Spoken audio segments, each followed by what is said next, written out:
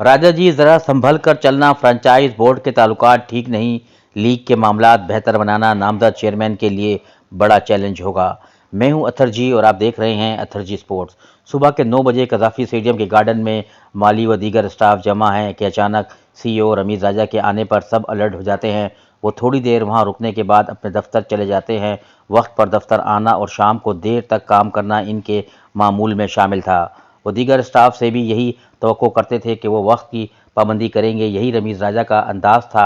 PCB में इनकी पहली इनिंग्स बतौर चीफ एग्जीक्यूटिव थी। बज़ाहिर कमेंट्री से रोकने पर उन्हें ओहदा छोड़ना पड़ा था। अब वो चेयरमैन की हैसियत से 13 सितंबर को जिम्मेदारी संभालेंगे। राजा जी को अब संभल कर चलना पड़ेगा। माजी और अब में ज़मीन आसमान का फ़र्क है। पहले गिनती के चंद सहाफ़ी हुआ करते थे, अब इलेक्ट्रॉनिक्स और सोशल मीडिया का दौर है। भी उन्होंने ओहदा नहीं संभाला, लेकिन पुराने यूट्यूब वीडियोस और इंटरव्यूज़ की क्लिप्स ज़ेरे गर्दिश हैं। रमीज़ पाकिस्तान को फिर से शिकस्त का सामना करना पड़ा और सब अपनी वजहों से, इसलिए कि अगर एक पार्ट ठीक किया आज T20 में जो कि बॉलिंग थी, रीजनेबल बॉलिंग एफर्ट था, मगर एक क्वालिटी की T20 साइड को आप एक्सपेक्ट करते हैं कि 140-150 के रन जो है वो अबूर कर लेंगे, मगर ऐसा लगता है जैसे कि ठिठर जाता है एक जहन में। एक तरह से ये बहुत बड़ा एक ऑब्स्टिकल है जो कि क्रॉस नहीं हो रहा। और ये सारी सीरीज जो है ये बहुत डर डर के खेली पाकिस्तान की टीम और समझ नहीं आए, या तो नई मैनेजमेंट आई शायद इस वजह से, एक्सपेरिमेंट हुआ सिलेक्शन में शायद इस वजह से, कप्तान ऑफ कलर रहे, अपनी बचत के लिए 4 नंबर पे खेलना चाहते रहे, उसकी भी बिल्कुल समझ नहीं आई। फिर जो बिग स्ट्राइकर्स थे वो ज्यादा देर चलते नहीं है, ऑलराउंड स्ट्रेंथ नहीं है। हारिस सोहेल को पहली 2 मैचेस में खिलाना चाहिए था, उनको नहीं खिलाया। आई थिंक सिलेक्शन के ऊपर बहुत मसले मसाइल हैं और एक अच्छा भला जो रिदम पकड़ा हुआ था इस T20 टीम ने, उस रिदम को किल किया सिलेक्शन पॉलिसी, एक्सिक्यूशन बिट और फिर शादाब का ऑफ कलर होना। आई थिंक शादाब बीच में आके मिडल ऑफ द इनिंग्स आके बॉल करते हैं और अगर वहां पे वो आउट नहीं करेंगे तो मसले रहेंगे पाकिस्तान को। सो उनकी एक विकेट टेकिंग फॉर्म चली गई जिससे कि बाकी बॉलर्स पे प्रेशर और फिर दाएं बाएं इधर उधर बॉलिंग, कैचेस ठीक नहीं किए और एक तरह से जैसे कि घबराहट का शिकार रही है T20 की टीम। कितनी जल्दी अपने आप को ताज़ा दम करते हैं, कितनी जल्दी अपना किबला ठीक करते हैं, ये तो वक्त ही बताएगा, मगर बहुत ज़्यादा गलतियां की। मैं अभी भी समझता हूं कि इस टीम को एक पार हिटिंग कोच की जरूरत है जो कि चौके छिक्के इनको लगाना सिखाए। पूरी सीरीज में 4 छिक्के लगाए पाकिस्तान टीम ने T20 के मैच में। इसी तरह से मैं फिर से कहता हूं कि मिसबाह उल हक के को तीनों फॉर्मेट्स दे देना, बहुत ज्यादा उनको आपने लोड कर दिया है। मुझे ऐसा लगता है कि T20 के लिए पाकिस्तान को एक दूसरे कोच की जरूरत है। अभी अर्ली डेज हैं, प्रेशर पड़ गया है, अब देखते हैं कि वो प्रेशर से कैसे निकलते हैं, पाकिस्तान टीम प्रेशर से कैसे निकलती है। यकीन करें कि मेरा दिल चाह रहा है एक अवामी किस्म का तबसरा कर डालूं, बेबाक जज्बाती किस्म का, जैसे कि बेचारे क्रिकेट फैंस इस वक्त जज्बाती हुए हैं, गली मोहल्लों में कोने में खड़े होके और यही बात कर रहे होंगे कि इस टीम के साथ क्या किया जाए, इतना इसको हम बैक करते हैं, मगर इस टीम ने जैसे कसम खा ली है कि नहीं भाई हमने नहीं जीत के देना। और ऐसे फॉर्मेट में जिसमें ये नंबर 1 रैंक साइड है, लग ऐसे रहा है कि जैसे खेलना भूल गए हैं। और मेरा पहला चुकता हुआ और अवामी सवाल इस टीम के मेंबर्स से और प्लेयर्स से ये होगा कि भाई साहब आप किस मुंह से क्रिकेट बोर्ड के पास चले जाते हैं ग्रुप्स में, जत्थों में, और जाके उनसे ये कहते हैं कि हमें NOC ज़्यादा दिए जाएं कि हम जाके और इंटरनेशनल T20 लीग्स खेलें ताकि हम और ज़्यादा पैसे बना सकें, या PCB से क्रिकेट बोर्ड से आप कैसे कहते हैं कि हमारी पे इंक्रीज करें आप क्योंकि आप हमें कम पैसे दे रहे हैं, क्योंकि ये सारा कुछ रिलेटेड है to performance on the field. आपके जो स्किल्स हैं वो इतनी नाकारा हो चुकी हैं अनफॉर्चुनेटली कि आपको तो पैसों के बारे में बात करने की जरूरत ही नहीं होनी चाहिए। और इनके साथ जो जुबान अब इस्तेमाल होने वाली है वो सख्त जुबान है, क्योंकि कोई भी टीम जब हारती है उस हार से एक सबक लेती है और आगे बढ़ते हैं, मगर ये पाकिस्तान की वाहिद टीम है कि जब भी ये हारते हैं तो अगला मैच उससे भी खराब खेलते हैं और कुछ नहीं सीखते हैं।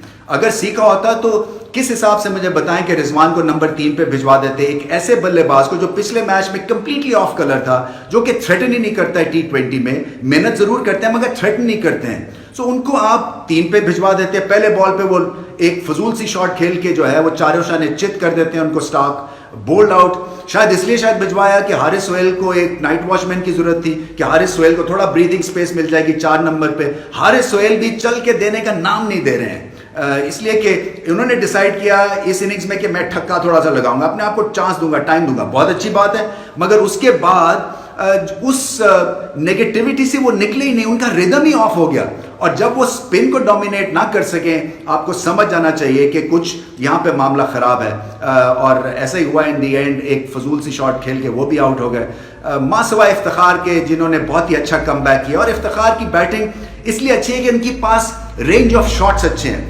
باؤنسی پچ کے اوپر ان کے پاس ہر شاٹ تھی کہ جو کہ اچھی دکھ رہی تھی, اور پریمپٹ نہیں کرتے, پہلے سے ذہن نہیں بنا لیتے کہ میں نے یہاں پہ اب شاٹ کھیلنی ہے, چاہے جو مرضی لینتھ ہو میں تو یہیں ماروں گا. نہیں, اپنے آپ کو بڑی تسلی کے ساتھ ہاریزونٹل شاٹس وہ کھیلتے ہیں, اور بہت ہی امپریسو اننگز تھی.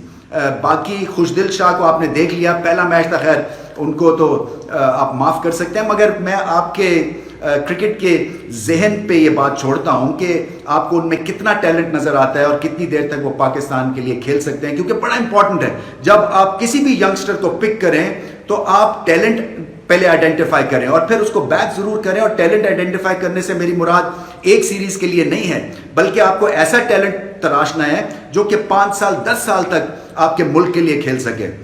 اسی طرح سے بولنگ میں بڑے مسئلے تھے, نہ بیٹنگ میں وہ شاٹس ٹھیک کھیلی, کیونکہ جیسے ہی باؤنس ہوتا ہے پاکستان ٹیم جو ہے وہ گھبرا جاتی ہے, اور آپ نے دیکھا اس اننگز میں کتنے بلے باز ہک اور پل شاٹ کرتے ہوئے آؤٹ ہوئے.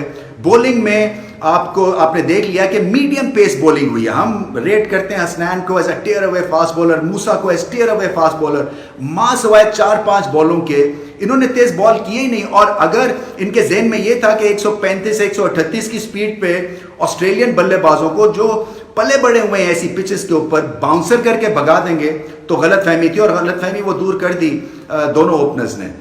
پاکستان کو حال نظر نہیں آتا, اس لیے کہ سیکھنے ان کو مل نہیں رہا, سکلز بہت ہی کمزور ہیں. آپ نے ٹیل اینڈرز کی بیٹنگ دیکھ لی, دنیا میں کہیں آپ کو ایسے ٹیل اینڈرز نہیں ملیں گے جو کہ 8-10 سیدھے بال مس کر جائیں. آج کل جو ہے پورے 11 کو بیٹنگ کرنی ہے, مگر پاکستان جو بہت پیچھے ہیں کئی سکلز کے اوپر. اسی طرح سے شاداب کی بیٹنگ بالکل فارغ ہو گئی ہوئی ہے, تو غصہ آتا ہے, اس لیے کہ اگر یہ آپ کا بیسٹ فارمیٹ ہے اور آسٹریلیا کو ہرانے کا آپ کے پاس بیسٹ چانس اگر T20 کی سیریز تھی, تو آپ دیکھ لیجئے کہ کہاں پہ ہم کھڑے ہیں آج. اور ورلڈ کپ جو ہے وہ راؤنڈ دا کارنر ہے, اور اس لحاظ سے بہت پیچھے رہ گئے ہم باقی ٹیمز کے حساب سے. بہت دل ٹوٹا, بہت افسوس ہوا. ٹیکٹکس بھی خراب تھے, حالانکہ وہاب ریاض نے تو پریس کانفرنس میں کہہ دیا تھا اس میچ سے پہلے کہ ہم نے وہ ڈھونڈ لیا ہے جی, وہ ایک طرح سے کوڈ کریک کر لیا ہے کہ آسٹریلیا کو ہم تیسرے میچ میں کیسے ہرائیں گے. اسٹریٹجی بنا کو یاد دلایا جا رہا ہے کہ پہلے کیا کہا تھا, اب عہدہ ہے تو ایسا کر کے دکھائیں. ملکی کرکٹ کے حالات سے ناخوش وزیر اعظم نے یقیناً سوچ سمجھ کر انہیں عہدہ سونپنے کا فیصلہ کیا ہوگا. رمیز راجہ اعلیٰ تعلیم یافتہ شخص ہے, کمنٹری کی وجہ سے دنیائے کرکٹ میں انہیں پسندیدگی کی نگاہ سے دیکھا جاتا ہے. اگر حفیظ نے انٹرویو میں یہ کہا تھا کہ رمیز سے زیادہ کرکٹ کی سمجھ بوجھ میرے 12 سال بیٹے کو ہے, تو اس سے یہ اندازہ نہیں لگائیں کہ سابق کپتان کھیل کو زیادہ نہیں جانتے. یقیناً وہ تمام باریکیوں سے واقف ہیں جس کا اندازہ یوٹیوب ویڈیو سے لگایا جا سکتا ہے. رمیز راجہ کو کرکٹ کے حلقوں میں ریمبو کے نام سے پکارا جاتا ہے, لیکن وہ چیئرمین بننے کے بعد ریمبو کی طرح کے کام نہیں کریں گے. بورڈ کا جو بھی سربراہ آئے وہ آتے ہی تبدیلیوں سے گریز کرتا ہے. احسان مانی نے بھی سی او سبحان احمد کو عہدے سے ہٹانے میں 1 برس لیا تھا. رمیز بھی کریز پر سیٹ ہونے کے بعد اسٹروکس کھیلیں گے. رمیز راجہ کے پسندیدہ اداکار شاہ رخ خان کی ایک فلم کا مشہور ڈائلاگ ہے کہ ہر ٹیم کا ایک غنڈہ ہوتا ہے اور اس ٹیم کا غنڈہ میں ہوں. غنڈہ چونکہ معیوب لفظ ہے, لہٰذا یہاں اسے لیڈر سے تبدیل کر دیتے ہیں. پی سی بی میں وسیم خان سی او کی حیثیت سے کام کر رہے ہیں. احسان مانی چونکہ نان کرکٹر تھے اس لیے وسیم خان چل گئے. اب رمیز کے آنے پر شاید آئندہ سال ان کی خدمات کو سراہتے اور مستقبل کے لیے نیک خواہشات کا پریس ریلیز سامنے آ جائے. رمیز چونکہ خود سابق کرکٹر ہیں اس لیے کرکٹس و بورڈ سے ان کے اپنے تعلقات بھی ہیں. جو کام وسیم کر رہے ہیں وہ رمیز خود ہی کرانا پسند کریں گے. خیر, وسیم خان کی حکومت میں شامل دوست اب پھر اعلیٰ شخصیات کے قریب آنے کی کوشش کر رہے ہیں, شاید وہ انہیں بچا لیں, لیکن فی الحال ایسا مشکل ہی لگتا ہے. اس طرح چیف سلیکٹر محمد وسیم, ہائی پرفارمنس سینٹر کے سربراہ ندیم خان سمیت اپنے لیول سے زیادہ لاکھوں روپے ماہانہ تنخواہ لینے والے ملازمین و کوچز کی فوج میں بھی تبدیلیاں ہوں گی. ڈائریکٹر میڈیا سیمی الحسن برنی کو جب ماضی میں میڈیا ڈپارٹمنٹ کی پوسٹ سے ہٹایا گیا تھا تب بورڈ کے سی او رمیز راجہ ہی تھے. دیکھتے ہیں اب وہ اپنی ٹیم بنانے کے لیے کس کس کو घर भेजते हैं। रमीज़ राजा खुद माजी में मिसबाह उल हक के अंदाज कोचिंग पर सवाल उठा चुके हैं। शायद इनके दिन भी अब गिने जा चुके हैं। आप यूट्यूब पर सर्च करें तो रमीज़ राजा और मोहम्मद यूसुफ की लड़ाई वाली वीडियो आसानी से मिल जाएगी। इसमें यूसुफ ने एक टीवी शो के दौरान साबिक कप्तान को क्रिकेट की समझ बूझ से आ रही एक अंग्रेज़ी का उस्ताद करार दिया था। इस पर गुस्से से आग बगोला रमीज़ ने जवाब में जो कुछ कहा वो यहाँ बताया भी नहीं जा सकता। हाई परफॉर्मेंस सेंटर के बैटिंग कोच यूसुफ को भी अब अपनी पोजीशंस की फिक्र लाहिक होगी।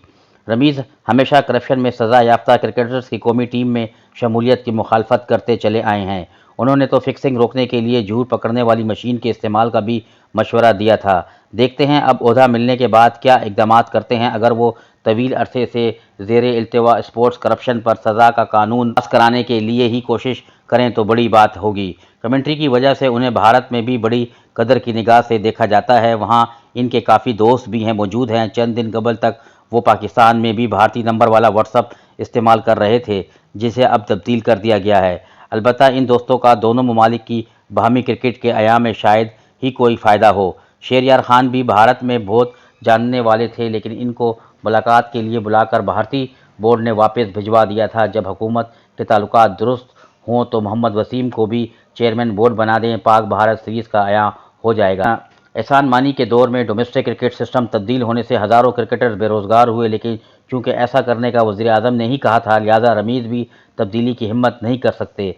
PSL मसाइल भी खड़े हुए हैं। फ्रेंचाइज से बोर्ड के ताल्लुकात ठीक नहीं, लीग के मामलात बेहतर बनाना नामज़द चेयरमैन के लिए बड़ा चैलेंज होगा। तीनों तर्ज के क्रिकेट में कौमी टीम की कारकर्दगी में बेहतरी बनाना इनकी अवलीन तरजीह होनी चाहिए। रमीज़ राजा एक औसत दर्जे के क्रिकेटर थे, लेकिन अब वो बतौर मुंतज़िम इन्हें गैर मामूली कारकर्दगी का मुज़ाहरा करना पड़ेगा। बसूरत दीगर वज़ीर आज़म को फिर कोई नया चेयरमैन तलाश करना पड़ सकता है। उम्मीद है ऐसा नहीं होगा और रमीज़ PCB में कामयाब इनिंग्स खेलेंगे।